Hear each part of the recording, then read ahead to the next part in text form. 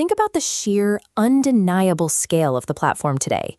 2.85 billion active users, $60 billion in total annual revenue. This volume is the result of a deliberate, decade-long transition to treat independent creators as the platform's core distribution layer.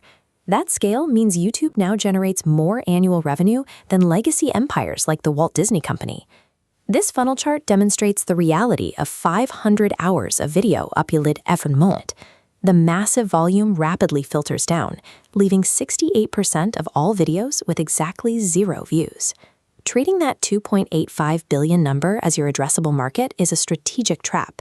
It leads creators and brands to confuse the total size of the platform with the size of their actual reachable audience. The default playbook for most channels is chasing vanity scale. This means targeting the largest, most easily accessible global demographics to artificially inflate view counts. The alternative is high-friction loyalty. This involves deliberately targeting smaller, underserved audiences that require more operational effort to reach, but yield much higher engagement. This chart compares population against ad revenue. India has over 490 million users, while Germany has a tiny fraction of that. Yet revenue dynamics are completely inverted. India's average CPM sits near 74 cents, while a German viewer averages $9.79. Survival on this platform requires ignoring global vanity metrics. You have to calculate the true return on investment for every single upload. To evaluate content placement, this quadrant chart maps market competition on the horizontal axis against CPM, or value per viewer, on the vertical axis. Look at the bottom right.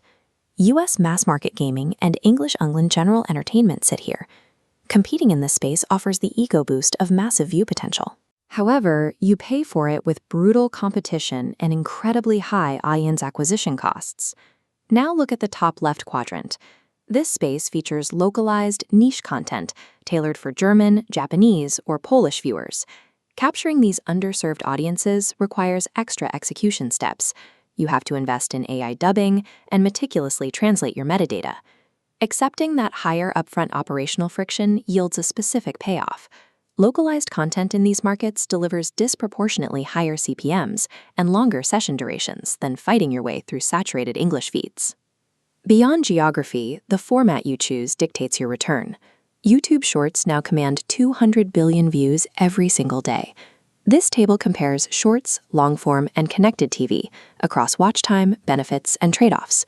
Shorts offer rapid discovery, but average just 14 seconds, minimizing ad revenue.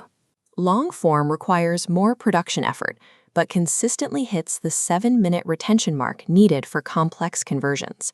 These metrics reflect distinct audience behaviors. Viewers use short-form content for top-of-funnel discovery, not for lower-funnel purchasing decisions. Relying entirely on short-form virality creates a specific outcome. You build an audience that easily recognizes your face, but lacks the deep trust required to buy your product. The physical location of the viewer is also shifting. Viewership is rapidly migrating from mobile screens directly into the living room via connected TV. Decades ago, traditional broadcast television held a monopoly on this space. Today, 150 million US viewers are streaming YouTube on their televisions. Advertisers measure a 10% greater brand recall from these living room sessions compared to mobile. The platform is actively bidding to replace traditional networks for massive live broadcasts, securing exclusive rights to events like the Oscars.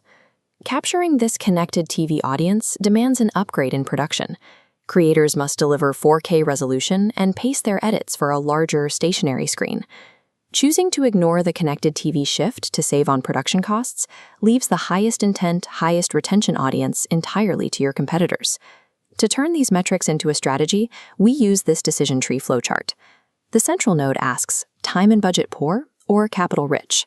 For the bootstrapped creator, we follow path A, focusing almost entirely on shorts for discovery, paired with highly searchable long-form content. Tactically, this means using basic auto-dubbing to test foreign markets and repurposing existing webinars into 60-second clips. The trade-off on path A is speed. Growth relies heavily on SEO and organic search, which takes time. However, it establishes a functional algorithmic baseline without depleting your cash reserves. Acknowledging financial constraints up front prevents new channels from facing immediate ruin in high-competition arenas. For performance marketers and established media businesses, we take path B. This shifts the focus toward connected TV and Tier 1 European markets. The budget allocation here is highly specific. 70% goes to producing 4K long-form content for the living room. The remaining 30% funds high-quality AI dubbing for top European and Latin American markets. This allocation captures the high purchase intent 25 to 44 demographic and maximizes the 55% revenue split paid directly to creators. 10 million active, localized viewers in a high CPM market will consistently generate more business value than 20 million passive viewers scrolling through a saturated feed. The highest performing strategies in 2026 abandon the chase for mass reach in favor of systematically monetizing the exact right fraction of that global audience.